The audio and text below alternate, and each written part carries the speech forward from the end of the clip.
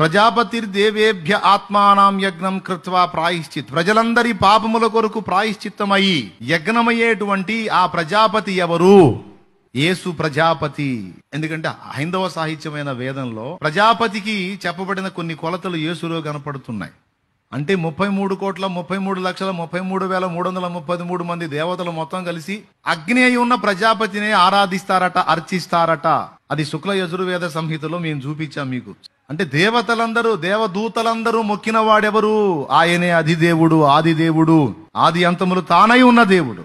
ఋగ్వేద సంహితలో ఎంత స్పష్టంగా చెప్పబడింది? తొలుత జన్మించిన వాడు మానస యజ్ఞమున యజించబడినాడు అనుంది. తొలుత జన్మించిన వాడు అంటే టీకా తాత్పర్యంలో అయితే డైరెక్ట్ గా రాశాడు ఆది సంభూతుడు అని. బైబిల్లో కూడా హెబ్రీ పత్రిక 1:6లో ఆది సంభూతుడు అని ఉంటది. ఈ సృష్టి మొత్తం ఏది నిర్మించబడక మునుపు తండ్రి నుండి తానే బయటికి వచ్చిన వాడు, ఆయనే ఇదంతా చేసిన వాడు.